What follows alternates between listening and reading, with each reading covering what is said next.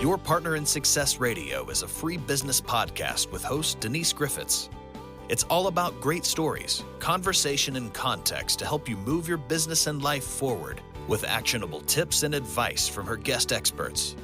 To listen and subscribe, just find us on iTunes, Google Play, or wherever you consume your podcasts. Welcome to Your Partner in Success Radio. I am your host, Denise Griffitts, and today we're joined by Clément Decrop. He is a Belgium-born inventor, author, and entrepreneur, and his work bridges cutting-edge innovation and the science of consciousness, and I love that. I've got his book. His journey spans continents, from earning a mechanical engineering degree at Penn State to collaborating with top global inventors, resulting in a 130 plus patent disclosures, excuse me, and 50 plus filed patents across AI, LOT, and 5G. He has driven multi-billion dollar deals for organizations like the U.S. Department of Defense, all the while pioneering wellness programs that empower individuals in 40 plus countries. Busy guy. And at the heart of his work is the idea space. This is the book that I mentioned, The Idea Space, The Science of Awakening Your Non-Self. It's a groundbreaking book that reimagines consciousness through a physics-based model, and that was inspired by Einstein's equations, which I can't even begin to process, but that's what he says. But beyond his technical achievements, he champions mindfulness and resilience, developing tools like GenAI meditation app to help people unlock creativity and purpose. So join us as we explore Clement's journey from global inventor to thought leader. We'll explore his insights on merging science and self-discovery, and he'll share some actionable strategies to harness your mind's potential. Good morning, Clement, and thank you for joining us today on Your Partner in Success Radio. And thank you for sending me that book. I have read it 3 times now. I think I shared with you, when a book lands on my front step, I read it. I kind of go through it and look at it. I make it fat with sticky notes because I want to go back to certain parts. And then I will download the Kindle version, which I also have, and read that. And I can, the beauty about that is I can find places that I can save. And then the weekend before we jump on, I read it from start to finish again. It's an amazing book. Well, yeah, first off, thank you for inviting me and the wonderful intro. It was far too kind, and I'm glad you enjoyed the book. And I'm honestly just stoked to hear your thoughts on it as an avid reader, to just like break it down and see how it can help people who are listening. When I say it's an amazing book, that is not something that I say lightly. I mean, I have hundreds of books in this room, and all of them have been gifted to me by people like you, people who have been my guests. There are 2 shelves in the bookcase that's closest to my desk, and yours is in the second shelf, because those are the books that I go to over and over and over again. And I can tell they're books that I'm going to go to over and over again because they are so fat with sticky notes, they won't close anymore. And I will not mark a book. My childhood librarian would rear up and hit me in the back of the head with a ruler. I'm still scared. She's been gone for a long time. That's hilarious. I feel like I always mark up some of my books. I have like the dog ears everywhere. I've got some pen marks everywhere. So your librarian would absolutely hate me so much. Well, we spent our summers in the library. I mean, literally, my mom would load us up in the car, take us. We would get as many books as we could, and then pass them down, because we're all, the whole family, voracious readers and speed readers, to be honest. And the next weekend, we would go back with all of our books and swap them out, because we were swapping them with each other. We all read whatever I had in my stack, my siblings read. And that's just how we learned to kind of process the world. Yeah, that sounds like a great way of growing up. Reading is a lost art, I feel like, so it's good to start early. It is. Well, tell our audience a bit about you, and how do you like to show up in the world? Ooh, great question. So, yep, was born in Belgium, moved to Spain, then moved to the United States at the age of 6. Went to a small school until like 8th grade, then went to typical high school and then college experience at Penn State, where I did mechanical engineering. And then after that, I worked at IBM as a consultant. but then fell into the purpose gap, which I'm sure many people have, where it's like, oh, what is the meaning of all this, right? Like, what is my purpose in life? And so decided to go on a 2-year sabbatical, and I was always interested in physics and math. I read a lot of math and physics textbooks for fun. That's because I'm a nerd. And I was also fascinated by the mind and for how good modern physics is. It had yet to provide a sustainable way to describe the mind. And so that was kind of the leading question for writing the book was like, how do we describe the mind using the same principles of physics, which is just math? So that was a Yeah. fun little journey. And did that, release some cards, and now making a Gen AI meditation app uh, that's related to the book and similar branding. And so that's kind of my story and how I like to show up in the world is I would say authentic uh, in the sense where there's a lot of intersubjective realities. I think it's a topic we can probably talk about at some point in this, and just trying to break through all the intersubjective realities and really connect with people on a fundamental human level. And I love the book. I'm going to keep on saying it because I'm fascinated with this book. But you said something in our virtual green room a few minutes ago because I was largely complaining that I'd had a, I was whining that over the weekend I had kind of an epiphany, I guess it was. And I had the book in front of me, so I'm going to blame you right straight out of the chute. Great. I'll take Yeah, it. but I've realized that over the last 20 years, I started my small business. I'm a web developer by trade, and this podcast is 17 years old. I've been busy, busy, busy, busy. I didn't get a darn thing done. I really didn't. And I spent the weekend just whining and crying and smacking the back of my head saying, "What have you done for the last 20 years? What have you offered the world?" And I was pretty miffed. I really I was.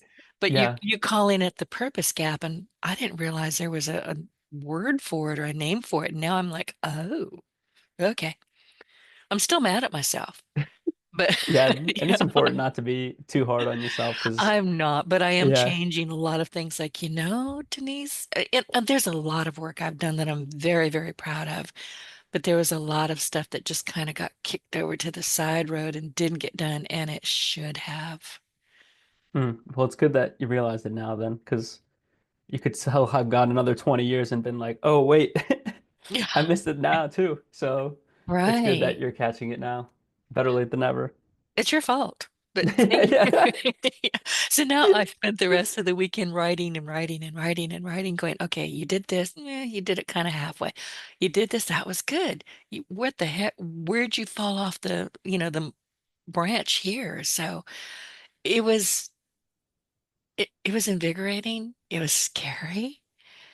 It really was. And I had to really stop and just go through what my last 20 years look like. And I'm like, no, we're not going to keep doing that. So Mm. thank you. I appreciate it. Yeah, it's a fresh start. Yes, very much so. So I want you to tell us about the idea space and explain its significance in advancing our understanding rather of consciousness. Like I spend a lot of time in my subconscious, a lot, but because I'm always, turning over thoughts for review and it shows up. But let's talk about why you wrote this book and what is the idea space? Yeah, of course. Happy to elaborate on it. So I think the impetus for the book was kind of what I was talking about a little bit earlier, where it's like, how do you describe the mind using the same principles as physics and mathematics? And why is that important? Is because physics is an approximation of the world around us. And so, for instance, if imagine you were living in like the 1600s before gravity was invented, and then in 1687, Isaac Newton introduces the concept of gravity, right? It's back then you probably would have been like, okay, yeah, that explained why things falls and not thought much of it. But over time, we've used that approximation to better understand how cars work, better understand how to send rockets into flight, and all of these different things. So that's kind of the beauty of science is it gives us an approximation to study the world around us in a very particular way. And so by applying that same principle to the mind, we're able to view the mind objectively, which I believe is a very challenging thing to do for humans. Because it makes sense, right? Like throughout our lives, we've been attached to our thoughts, emotions, sensations, and perceptions, which are the elements of your idea space, right? And your idea space is just a mental model for your mind. And so by viewing your idea space or your mind as this sort of physical object or an object in physics, you're able to kind of detach from it a little bit, which is nice because, as they say in Buddhism, attachment is the root of all of dukkha or suffering or frustration, because the world is impermanent, it's always changing, and when you attach to something that's changing, you're bound to suffer just due to the nature of impermanence. And so I think the goal of the book and the idea space is really to give you the tools to be able to study your mind in a way that's objective so that you can have a better understanding of what the world isn't. Because we all have preconceived notions of what the world is, and we think those are true, and we attach onto them very hard, and it's really hard to let that go. And so by lifting the veils of illusion, which is kind of the thread of the book, um, the goal is to kind of show you what isn't true so that you can kind of rediscover yourself and reinvent yourself and kind of start your journey uh, fresh and new, because you always have the opportunity to reinvent yourself. So that's a little bit kind of about the book and why it was written. And I have to tell you, my favorite page so far is page 23. Oh, which one's that? Well, that is do not attend this play unless you want to change the way you think. Mm, And you give us, four different things that we need to do. Stop what you're doing. Stop thinking. Stop getting distracted. Just stop. Well, that's not easy. So I was like, okay. And then I kept, going, take a breath, then observe, then your purpose, then proceed. Well, I'm sorry, there's five. One, two, three, no, four. But I keep going back to it. And then you said, please continue focusing on your breath. And I do that quite a bit. So but talk about that. What gave you that idea? yeah, of course. So that stop is a classic mindfulness practice to kind of stop the brain or idea space from one moment to the next. Otherwise, if we're just continuously having our thoughts just go from one moment to the next, then thoughts from one thing will muddy the waters for thoughts for another thing. So, for instance, if you're driving and someone cuts you off and you get mad, you're going to be angry. And if you let that anger sit with you for the rest of your day, then that's not great. So, the stop allows you to just take a moment, let go of the anger, notice it and your mind and your idea space, and watch its half-life just shorten as you notice it. And people may be thinking like, why mindfulness? How does that relate to physics in any way, shape, or form? And I think the key there is that your idea space or your mind has zero measure, which means it looks like nothing to everybody else. And a good way to test this is that you can hold something in your hand, like your phone. Clearly, you can see it, you can feel it, and I can see it, and I can see and measure it. But then if you close your eyes and bring to mind a mental image of your phone, clearly you'll see a picture of your phone in your mind. But if you ask anyone else if they can see that mental image in your mind, they'll say no. And that goes to show that all your thoughts, emotions, sensations, and perceptions has zero measure. So it looks like nothing to everybody else. And so, in order to study the mind, we need a new science, because the science of objects, of physics, chemistry, biology, geology, all have to do with measurements. Things we can measure with a ruler, a timer, or a sensor, or any other tool. But in the science of the first person, or the science of the mind, or your idea space, right? We can't use rulers or sensors very well. We have fMRI machines, which are great, but it's not the exact same thing. And so we have to turn to other tools, which is where mindfulness comes in, right? Stoicism, Zen, transcendental meditation. These are all tools akin to the tools in the science of objects, but for the science of the first person, so that you can study your mind objectively using the principles of falsifiability in order to just have a better understanding of what the world isn't. I have to ask you this because I'm torn. I mean, I realize that we're just basically molecules. So how real are we? And I'm serious about that. And we think we're solid. We think I'm looking at my wall, I'm looking at my whiteboard. It looks solid to me, but I think it's really not. How far off am I? Oh man, I think back to Descartes, who used to say, "I think, therefore I am." Um, but it's really a double-edged sword, right? Because throughout history, we've had this conundrum of mind-body duality. Are we controlled by the mind or are we controlled by the body? And something I explore in the book is this concept of clopen, which is when two seemingly opposite ideas are simultaneously true. For instance, a door is open and closed at the same time. And this is based on mathematical object, and we can apply that mathematical object to observations in order to get physics, right? That's kind of the basis of physics. And so we can do the same thing here, right? Where are we controlled by the mind or the body? Well, both. So you have your idea space, which holds true. But at the same time, like you said, you're made up of molecules, which follow the laws of chemistry, which make up cells, which follow the laws of biology, which make up our human, which makes up the laws of whatever.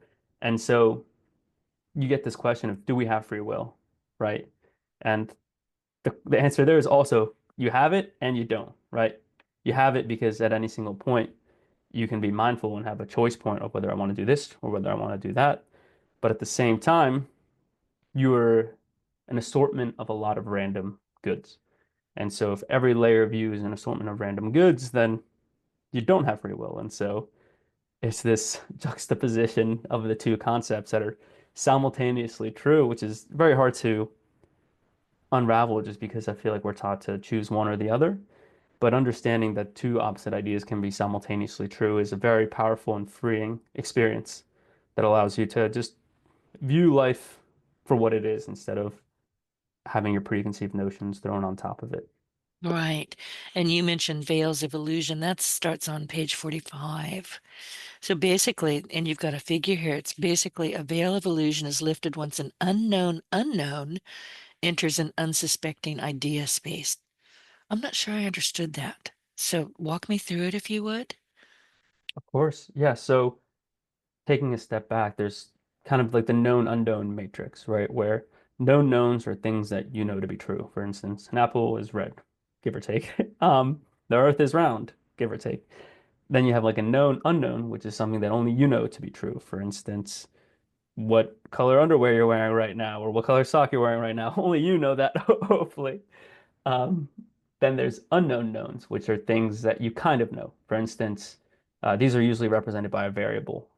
So a good example of this is when you jump out of a plane, you start accelerating towards Earth. And each planet has their own sort of acceleration, which is a constant called g. And what is the value of g? 9.81 meters per second squared. Someone figured it out. And so like you might have an understanding of I'm accelerating towards Earth, but you don't know what the value of that is. And then the last one is my favorite one. It's the unknown unknowns. And so these are things that you don't even know that you don't know. So going back to our example of gravity in the 1600s, let's say that you're tasked with identifying every single idea that ever existed at the time. You create this infinite list of ideas, and gravity is nowhere on it. But then in 1687, Isaac Newton comes around again and introduces gravity. And so that introduction of gravity is an unknown unknown entering your idea space or your mind. And so it lifts a veil of illusion because that unknown unknown becomes seen. And so in a similar way, before understanding or knowing of the idea, the concept of an idea space, it was an unknown unknown. It just didn't exist, wasn't even on your radar. And then it came into light and lifted a veil of illusion. And the beauty of this is even though it's an unknown unknown, it directly impacts your life. For instance, think of gravity, right? Like we're launching rockets into space because of our understanding of gravity. And before that time, gravity still quote unquote existed, but it just wasn't known. And so it still dictated the way that it shapes our lives. And I think with the idea space, it's a similar way where it allows you to view your thoughts objectively and you have a whole different life before idea space and after idea space. As grandiose as that may sound, at least that's how it was for me, and I might be a little biased, but I think that discovery of the unknown unknown is like this beautiful aha moment where it's like a magician revealing a magic trick, which is kind of why I related to a veil of illusion that is opening. And now that makes sense to me. And you're talking about gravity. It always existed. We just hadn't defined it or even really recognized it. It's kind of like breathing. We just do it. It's what we do. Yeah, exactly. And the conundrum is that we like, especially with gravity, it's like gravity is real because we believe it to be real. And I say this because when Einstein came around, he developed his theory of general relativity, which explains how mass and matter warp space-time. And you can think of it like a trampoline. You have a trampoline that's flat, there's nothing on it. That's space-time. When you put a bowling ball on the trampoline dips. And then if I put marbles around the bowling ball, the marbles will quote unquote gravitate towards the bowling ball. And the same thing happens in space-time, where you put a star on space-time, to form space-time, there's a dip, and the planets rotate around the star and gravitate around it. And so gravity is really just another scientific theory that we have, and it's false in the sense that it's replaced by the curvature of space-time, where gravity is really just a symptom of the curvature of space-time. And so what we see out of this is that scientific theories themselves are never true for a long period of time, right? Like the Greeks thought the atoms to be just this dot, and they were convinced that it was like this dot, right? Then over time, we saw it was like this Rutherford model of the atom where the electron orbits around the nucleus. And now we have a quantum model of the atom where you have a nucleus with protons and neutrons and this cloud of electrons around it where you can't precisely pinpoint its location. And so scientific theories are always evolving over time. And that's due to its falsifiability in nature, where you try to prove it to be false, not true. So, for instance, in basic statistics, you start with a hypothesis, and then your hypothesis, you test it, right? That's a scientific theory. But then after your test, you can either fail to reject your hypothesis, where there's not enough information to make a conclusion, or you reject it, which means that your hypothesis was wrong. And at no point are you saying it's true. But if a specific hypothesis passes many different tests from many different angles, then it's deemed a natural law. And so through this idea, you get going back to gravity is an intersubjective reality in the sense that it's real because we only believe it to be real, but very useful, like I said, for launching rockets into space and everything. Um, so yeah, that was a bit of a tangent, but yeah. Not really, because I mean, years ago, I wrote down that theories are basically going to grow up to, and I'm sorry, hypotheses are going to grow, and I'm trying to quote myself, I'm not going to do a good job, but a hypothesis is an almost theory that is going to be disproved at some point. And maybe I was wrong, but um, that's just the way I read it at the time, and I still kind of do. Yeah, and I think it makes sense just because that's the nature of science, right? Like nature, Right. science, yeah. It's Go very ahead. movable. It's, Yes. we're going to prove it. We're not going to let climate change. I'm going to probably irritate some people. I don't believe in climate change. I believe in seasons. Um, I have a lot of thoughts about climate change. Maybe it's real, maybe it's not. None of it's going to be popular.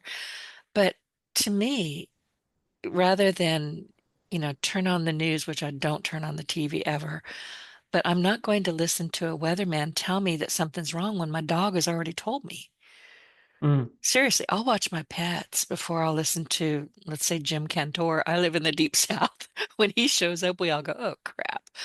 But we do. The billboards are created around him, but there are so many ways that you can find information. And I'm getting a little bit off track here, but it's observe.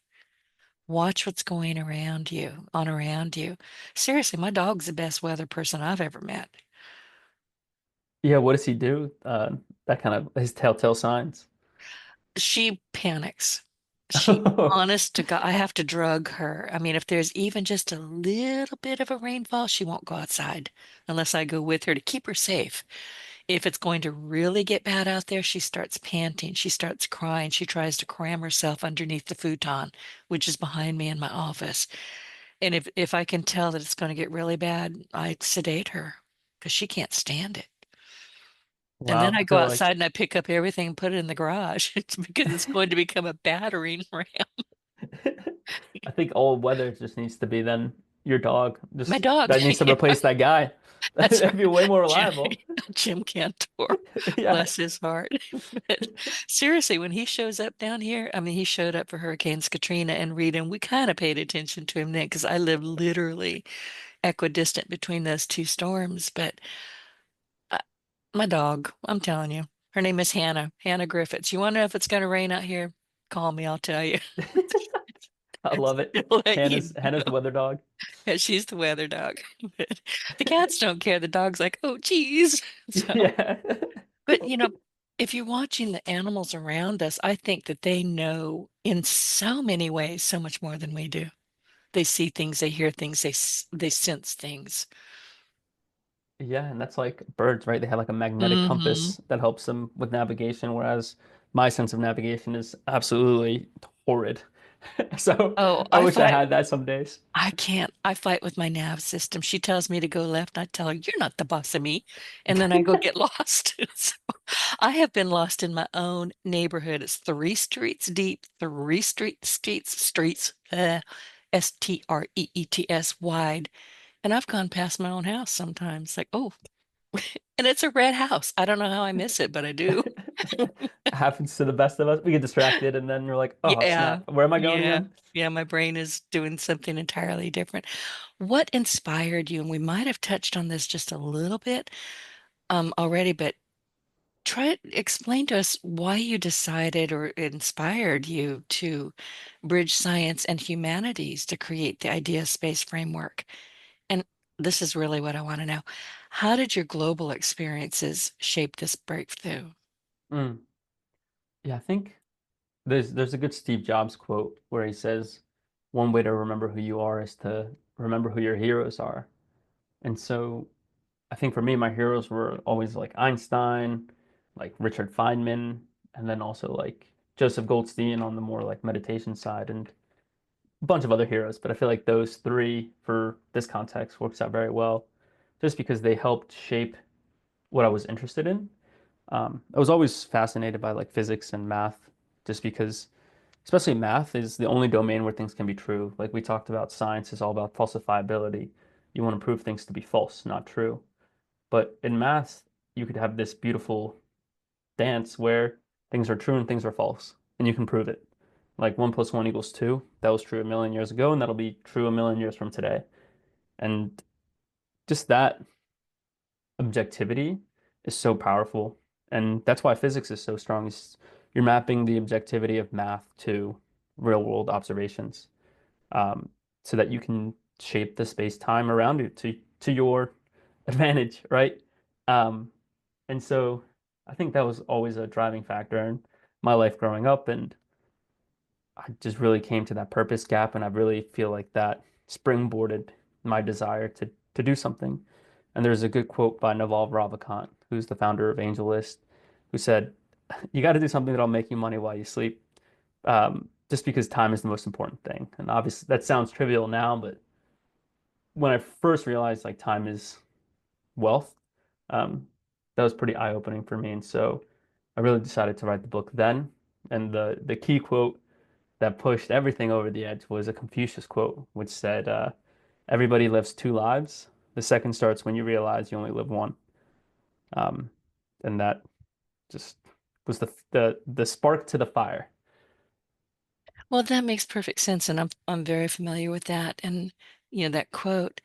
And I read a lot of quotes, and I love the Stoics. And just give me a book, give me 10 books. I'm all happy. I'll read any kind of book. But I'm looking at chapter 6, the sunset conjecture. And you got a great quote in there. Hang on a second. I don't want to cough on you. And it's by David White. Our genius is to understand and stand beneath the set of stars present at our birth, and from that place seek the hidden single star over the night horizon we did not know we were following. That's pretty profound. So, what is the sunset conjecture? Yeah, no, I love David White's a great poet. Um, and he's got a great book of poems that really just speak volumes. But honestly, the sunset conjecture is probably my favorite part of the entire book, just because it bridges the science of the first person and the science of objects. It relates your mind to the universe at large, and it's really twofold. So the first part is uh, you are at the center of your observable universe, where everything you see is in the past. And your observable universe is a giant sphere centered on you. And at the center of your observable universe, this is the second part, is your idea space of zero measure and uncountable depth. So breaking that down a little bit more. So the reason everything you see is in the past is because it takes time for light to travel from point A to point B.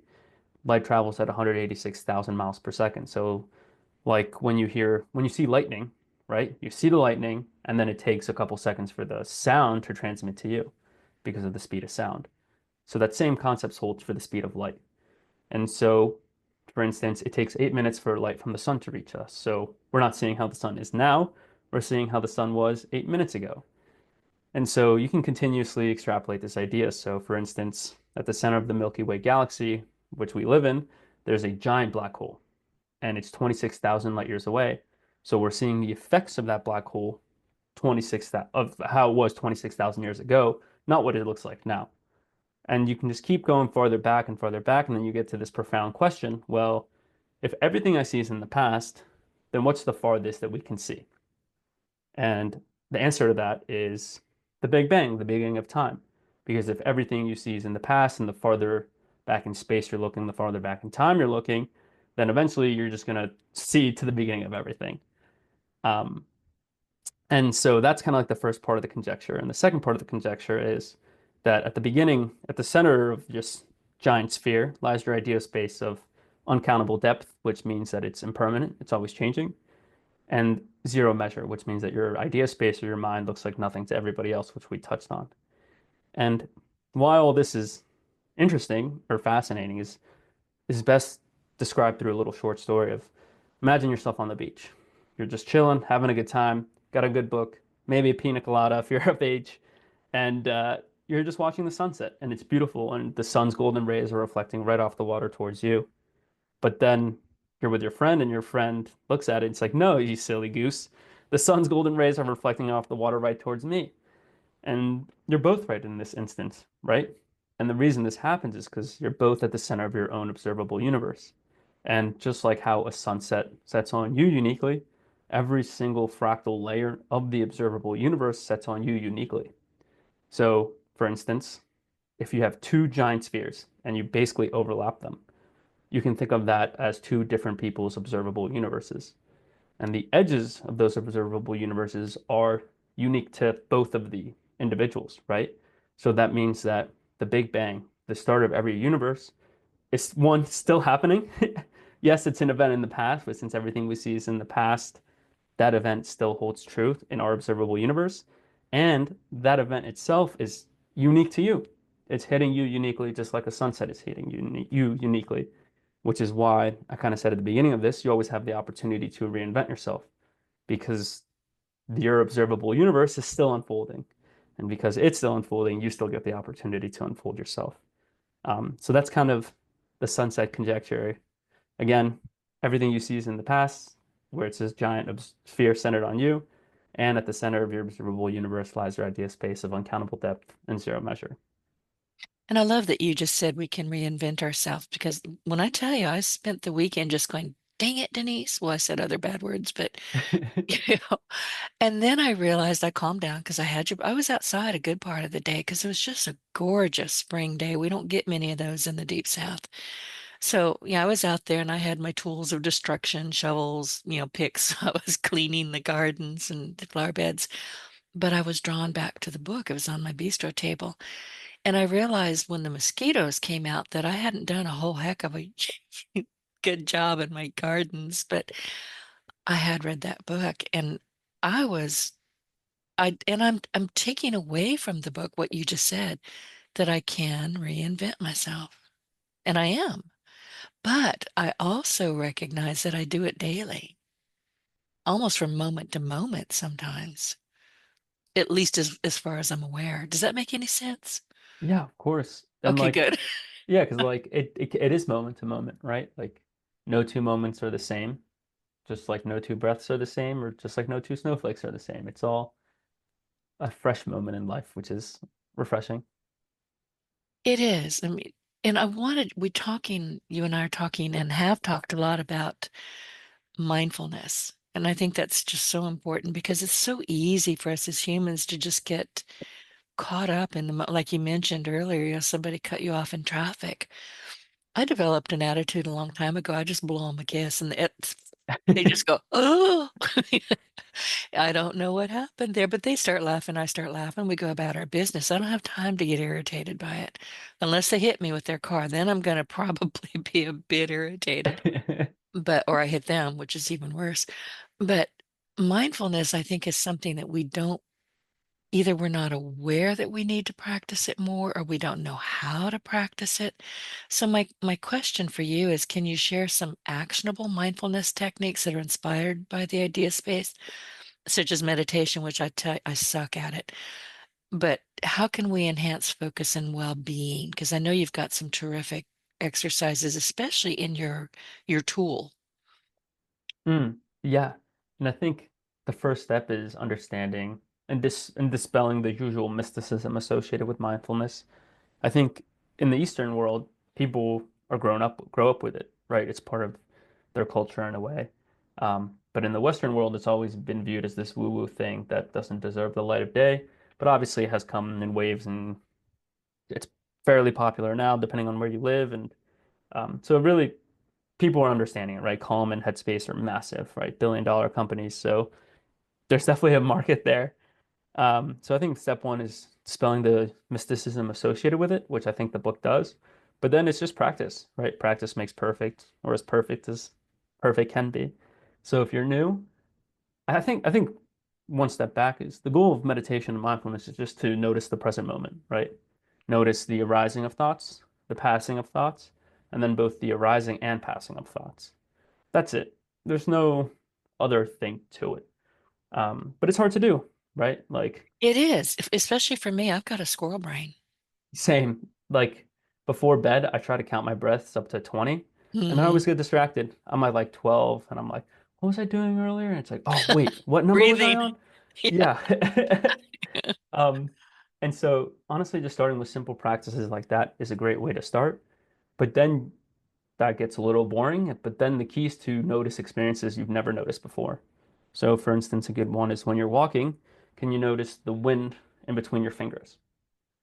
Oh, That's interesting. It's fun. It's different. And oh, another one is, can you notice that everything you see is in the past? Like when you're just being alive or being a human, doing your human things. Like once you notice that, what shows up in your idea space? What emotions arise? What sensations arise? And just seeing what happens. And so I think the key is to build a well-rounded idea space by practicing a lot of different techniques. So you have your mindfulness basics, meditation basics, like breathing, body scans, those sort of things. Then you have life, just noticing what it's like to eat, what it's like to drink, what it's like to lay down. Then you have stoicism, which focuses on just being very virtuous with your emotions. And then Zen, which is just loving the paradoxes of life themselves and trying to achieve quote unquote enlightenment, which is just seeing the world for what it isn't. Right. And so just I urge if you're listening to this, and you're not a deep meditation person, just try it out, see how it feels, and then just to pick a practice that resonates with you, right? What works for you doesn't have to work for someone else, and vice versa. And it's all about making the practice kind of true to yourself so that you can just live a quote unquote happier life, right? right. And I think breathing is so, so important. My brother passed away about 3 years ago. He had a double lung transplant, and he lived about 8 years, but that last year was bad for him. And my sister is now having lung difficulties, and we're all aware that breathing is important. So I have what I don't know if you know what this is. It's a little, it's not a whistle, but it's a breathing tool. It's called a love tuner, and it Oh, hangs what's that?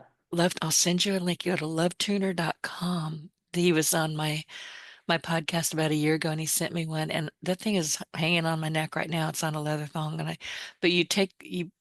and you breathe into it for several seconds, and you do that enough times, and all of a sudden you are calm, you're more lucid, you're able to think clearly. It's amazing. It's LUV tuner.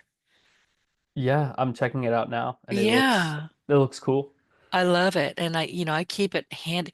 Now, I will take it off because I don't want to strangle myself in my sleep. Yeah, But, that's fair.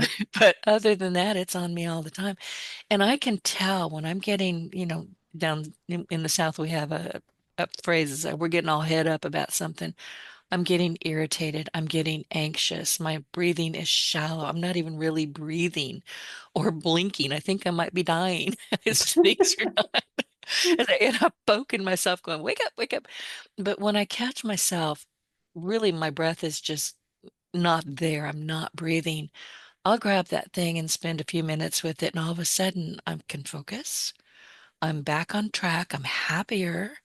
And things are starting to, how you're talking about a circle, the edges are blurred around it. You don't even know what you're doing anymore. Hmm. All of a sudden, things are a lot clearer and crisper for me. But breathing is critical. Yeah, no, I totally agree. And I think the conundrum is that we humans have evolved into a complicated society, and we create all these narratives about who we are, what we need to be doing, what we're doing in the moment, and it really just takes us away from the present moment. And it just we live in this fantasy world, quote unquote, in our head. And if we spend too much time in there, then we can definitely get frustrated and experience dukkha, right? Suffering. And that's one of the beauty of the breath is it takes you back to the present moment of what's real, where it's like, oh, this person I'm thinking about isn't actually here with me right now. I'm just having an argument with myself about nothing.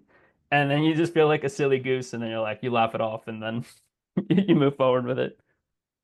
And while you were talking a little bit ago, I wrote down because I write down a lot of notes when I'm speaking with people like you who are my guests, and because I'm fascinated, I want to go back.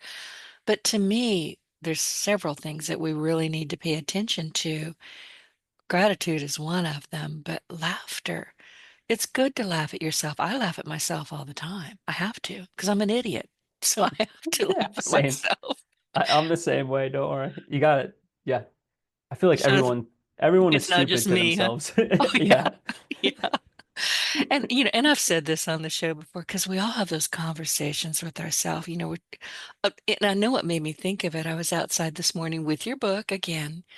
It was just, right around 7:30. It was time for me to come back in, and all of a sudden I hear all this thump, thump, thump, and I thought, now what? Somebody ripping something because there's a neighborhood behind me I couldn't figure it out until I started hearing loud Mexican voices. And I thought, oh, roofers. And then I heard the word puta several times. I went, oh, somebody's mad at his wife or his girlfriend. And then that got me to thinking, and I hope she never hears him say that, but that got me to thinking how badly we speak to ourselves. If you're talking about other people in a bad, ugly way, you're doing much worse to yourself. Much, much, much. And I've said this before on the radio. If anybody in a Walmart parking lot ever spoke to me in a way that I speak to myself, I'd need bail money. Somebody would have a bloody nose and it wouldn't be me. So, Yeah. we have to pay attention to our thoughts, our breathing, and mindfulness because without mindfulness, you don't have clarity. You can't focus. At least Yeah. And that's been my experience. it reminds me of another good quote. As you can tell, I love my quotes too. In The Little Prince, which is a classic French book, it's much harder to judge oneself than it is to judge others. Just because you have that tunnel vision, right, of like what's happening. And I think that's what the beauty of the idea space does. It allows you to take a step back and judge yourself like you would judge others. And then that holds yourself accountable for the things that you're hiding from yourself and you're not true like believe choosing to believe in about yourself. And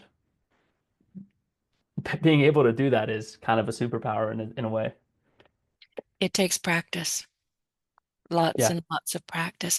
And that leads me to my next question. How can leaders and teams apply the idea space to, oh, I don't know, drive innovation, emotional resilience, and strategic decision making, particularly in high pressure industries? Listen, I'm here all by myself. I'm a, team of one with some contractors. I've got a team, but I'm it. I'm the boss. I'm in charge of this place. But it can be high pressure. And you know what? Most of that high pressure is coming from guess who? Me. Yep. I'm not forgiving. I need to learn. forgiveness. Yeah, I'm the same way, honestly. And I think in those high pressure situations, I think just like doing that stop practice that you were talking about earlier, we're just stopping, taking a breath, observing, and finding a purpose before proceeding is just so vital because it really allows you to just like not let the emotions or the moment get to you, um, and really just approach the situation from an objective place of clarity and calm, as opposed to a place of anxiety and frustration or whatever it may be that you're feeling. And doing that is nice because then you get to laugh a little bit, and laughing at yourself, like you said, is great, and not taking yourself too seriously is nice. It is. Every once in a while, I'll catch myself wanting to bite the cat's tail and say, oh, time to go outside. Gotta go. Yep. Time 'Cause- to touch grass. yeah, barefoot. Exactly right. How long did it take you to write this book? Oh man. So I had the idea way back then. I was just like maybe like 7, 8 years ago of like, what is this? And then maybe 4 or 5 years ago, I decided to write the outline for it. And then I just sent it. I would say I wrote the first draft in like 6, 7 months, and that was like 500 pages of just, it was very technical, very deep. And then I just spent another 6 months to a year and a half of just refining it, editing it, and making it the 300 pages it is today with a picture on every page. And I was just going to say, there's a lot of diagrams, there's a lot of information on here that you need to sit with. If you're reading this, you need to sit with it. And I wanted to go back to chapter 9, your idea space is a reflection of your universe. That's got a sticky note on it too. So, and again, we're going back to breathe, simply breathe. There's nothing else here other than this moment, sights, sounds, sensations, thoughts. Notice the impermanence of this world, which you've touched on, and watch your elementary ideas flow in the wind. Stop for a moment and take a few breaths for yourself. I keep coming back to breathing everywhere I go in this book. It seems to be a central, I mean, you're very clear on math about it. Einstein, there's a lot of, I don't know if it's theory or, well, theories are meant to be disproven, right? But Yep. there's a lot in here, but every page I turn, it seems like, oh, breathing, breathe. Maybe I'm just looking for it. I don't know. But it is important to me, so I keep finding it. Yeah, and it was intentional to start every chapter with a sort of little practice on breathing or meditation, just to center yourself before you get into the book, to drop everything that you were doing before coming into the book, so that you can just focus on the adventure at hand and really get the most out of your experience with the book. And it's practice, right? Like you said, you got to practice, practice, practice. And so by baking the practice into the book in a very short yet useful way, um, you develop the skills at least to build your own practice over time. Absolutely. Clement, is there a key lesson or takeaway that you hope our listeners can take away from your story and from this book? No, Yeah, listen, to our listeners, go get this book. Okay, go. yeah, Denise is being super nice. So yeah, no, I Go get the appreciate it if book. you get it. Yeah. I think it goes back to that quote, that Confucius quote, where everybody lives two lives. The second starts when you realize you only live one. Just because by understanding how your place in the universe is, you're able to, like, as cheesy as it sounds, bend space-time to your will. Because, I for do instance, believe that. yeah, I actually am not going to argue with you on that because I've noticed that I can do that. Okay, keep going. yeah, and it's like this idea of a reality distortion field. You hear about it with people like Elon Musk or Steve Jobs, and the truth is like they're inflicting their space-time, their will, their observable universe on you and on your universe. And it's like the concept of like, are you just living in somebody else's dream? And I felt that at one point in my life, and I didn't like that feeling, and I'm sure listeners have as well. And it's just like, all right, the time to break free from that and have other people be living in my dream. Say that again. That's important. Yeah, it's you're not living in somebody else's dream. You got to have other people be Right. living in your dream. Got it. Where, thank you for sharing this fascinating journey and your insights. But before we wrap up, do you have any final thoughts or messages you'd like to leave with our audience? And where can they find more about your work and connect with you? Yeah, final thoughts would be write down your inspirational quotes. You never know when they can be useful. And then if you want to find out more about me, theideaspace.io hosts everything from meditation cards to where the app's going to launch in a couple months here. So feel free to reach out to me on there. Happy to chat to with whoever. Well, when the app is ready, do you want to come back? Yeah, for sure. That'll be fun. Give Okay, good. me 3, 4 months and we'll run it back. Yeah. Yeah, I'll send you a note when we're done. I'll call you too, but um I poked around in it yesterday and I was like, "Oh, I need this." So when's it gonna be ready? So, Yeah. but there's a So we lot have the of testing. information over there. Yeah. Yeah, testing is live, so hopefully soon. Okay, well, you're definitely welcome to come back and talk about that. Well, listen, everybody, today on Your Partner in Success Radio, I had the privilege of exploring the fascinating world of Clément Decrop. I don't know if I said that right. Clément, I know I said That was that one right. perfect. Okay, good. A visionary inventor and author who is redefining the boundaries of consciousness and innovation.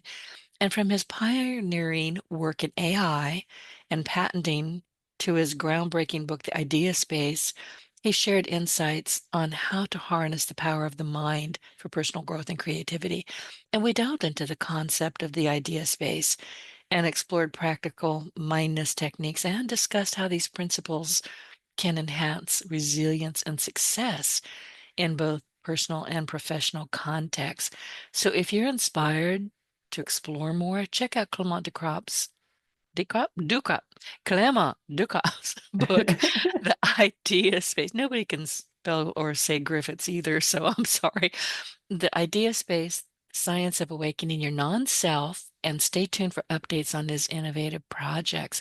And don't forget to subscribe to our podcast for more conversations that inspire and empower you to unlock your full potential.